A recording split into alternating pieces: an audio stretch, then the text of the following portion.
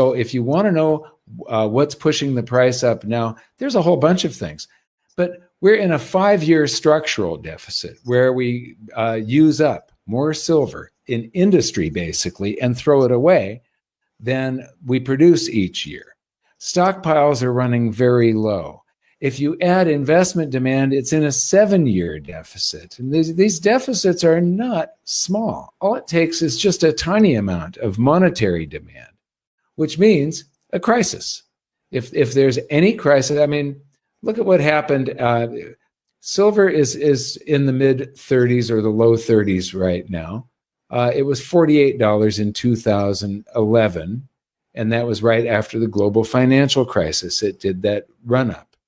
It's still below. I mean, it hit 52.50 intraday in January of 1980, and there's like nothing that is selling at a discount to its 1980 price, except maybe computer chips, because they were brand new back then, and the Moore's law has caused the price to fall. So anyway, there are so many drivers. It's a separate chapter in the book, but industrial, even without any monetary demand, industrial demand, solar panels, superconductors, batteries, electric cars, they're going to take the price of silver up alone. You don't need it to be a safe haven investment for it to pay off. The safe haven investment is what will create the fireworks. We are digging up the easy silver and running out of it. It's all in the book. This includes gold too. The easy discoveries, the big deposits have all been discovered and worked out. Are we running out of wood? Can you regrow wood?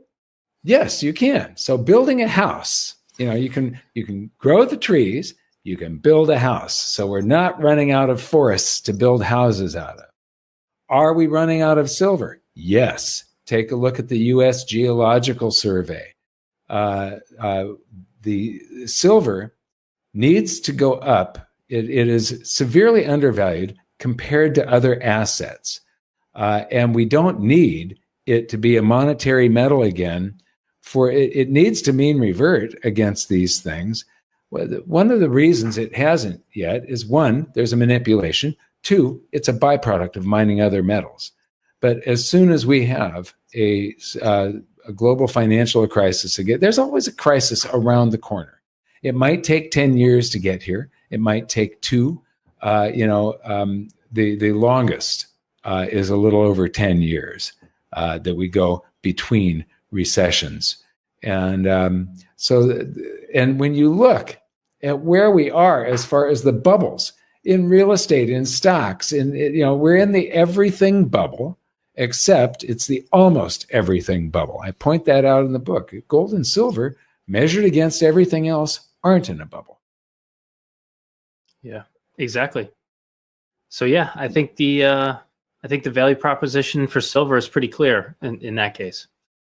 Yeah, the catalysts going forward are a steady march forward if there is no crisis and no monetary demand.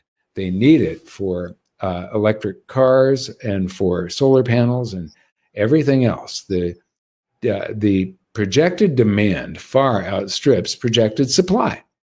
And we're already in a deficit that's 5 years old.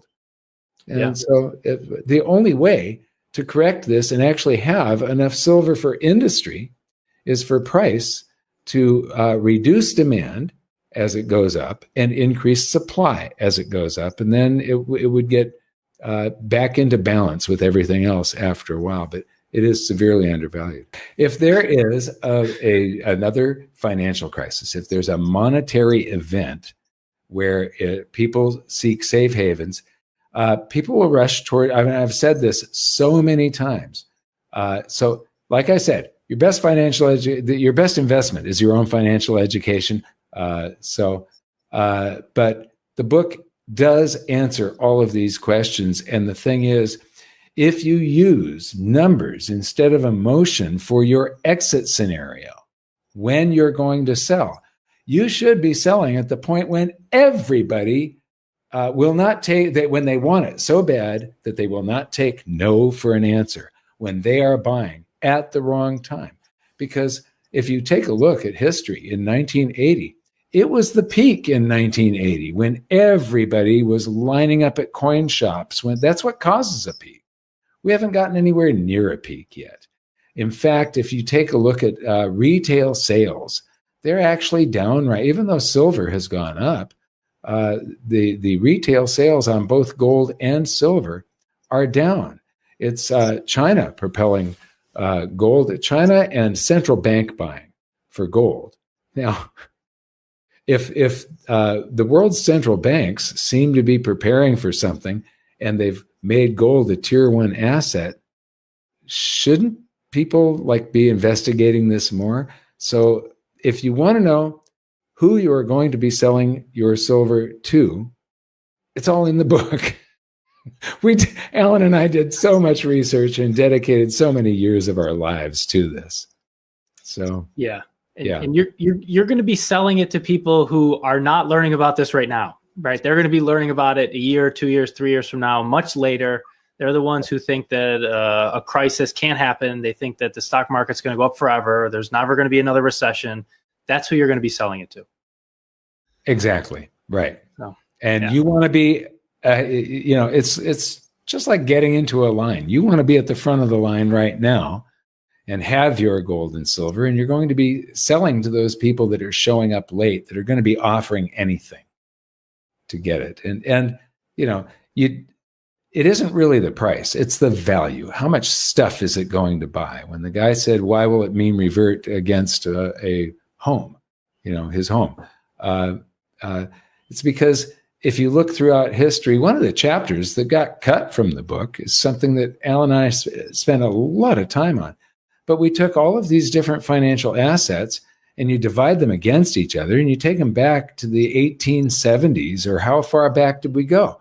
And what you see is that they're in balance once in a while, but they keep on, one of them goes overvalued compared to the other, then it reverts.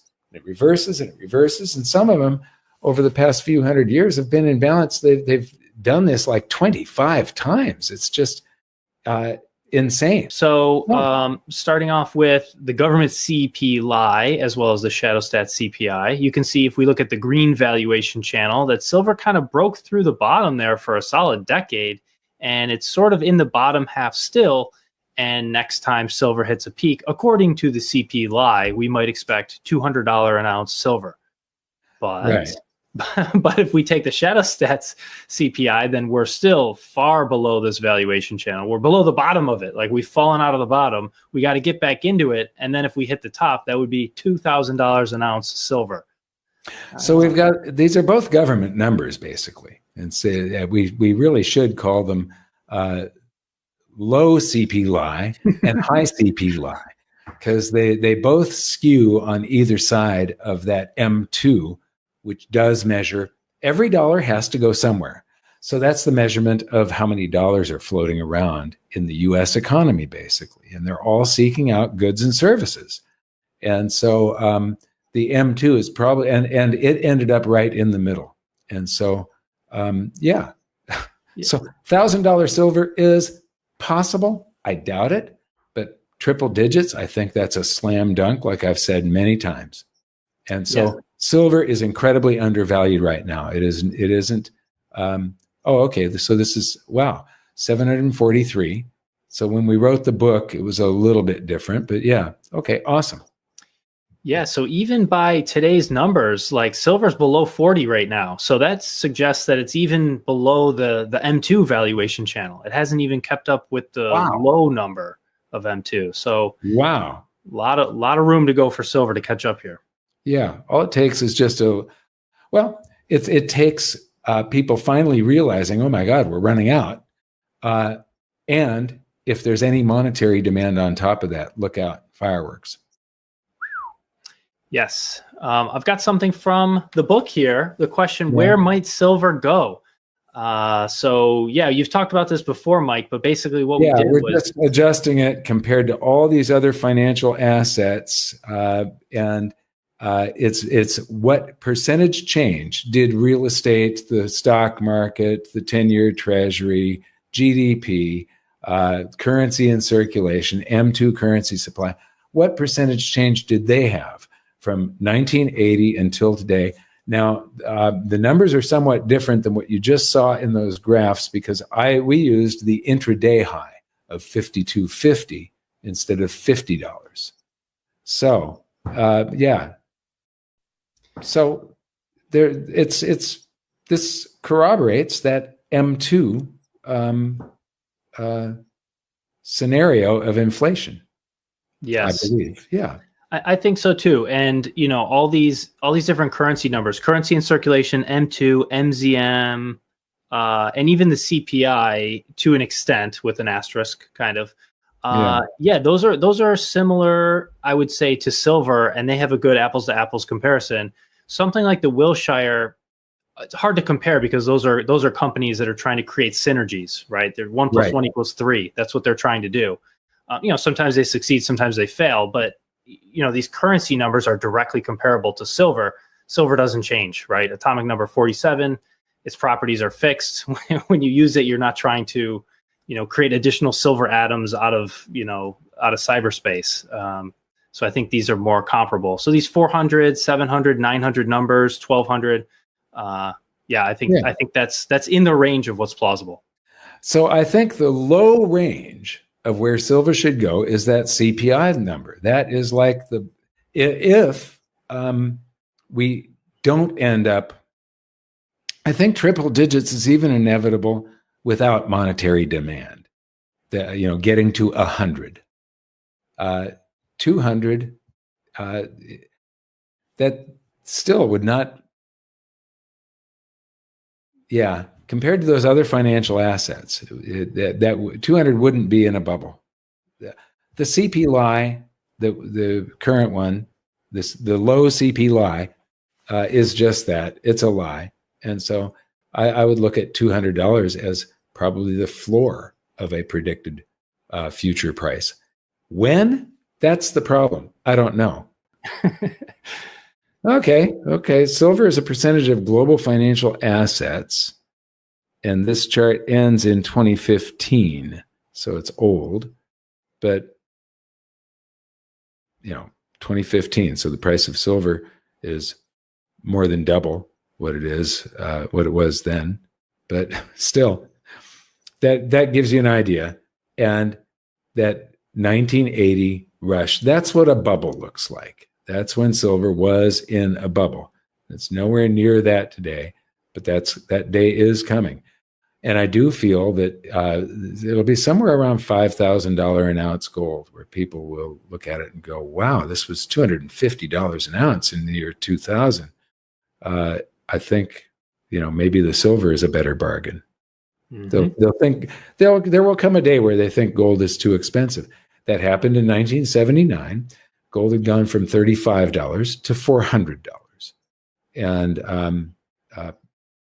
and people changed their preference in late '79 from gold to silver once gold was perceived as being a little bit on the expensive side.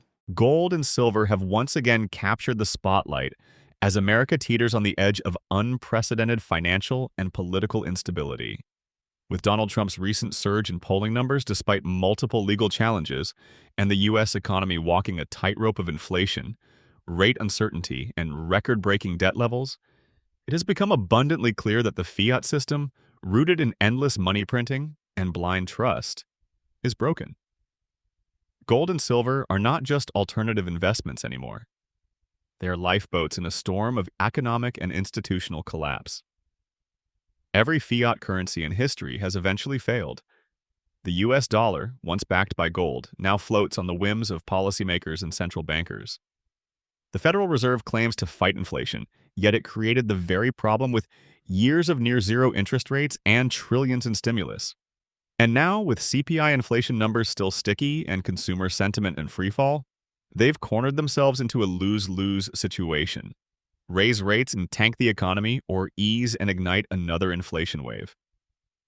Either way, fiat suffers, but physical gold and silver, finite, real, and time-tested, thrive. In the last few weeks, silver has quietly outperformed many other assets, pushing past key resistance levels while being largely ignored by the mainstream media. Gold, too, is testing all-time highs amid global central bank accumulation. Why are nations like China, Russia, and even Poland buying tons of gold while telling their citizens to hold cash? Because they know what's coming. They know the dollar is losing its dominance and that the next financial system won't be built on paper IOUs. It will be anchored to something real. Trump's return to the headlines isn't just about politics. It's about economic sentiment. His recent statements slamming the Federal Reserve and calling for a return to sound money are echoing louder than ever.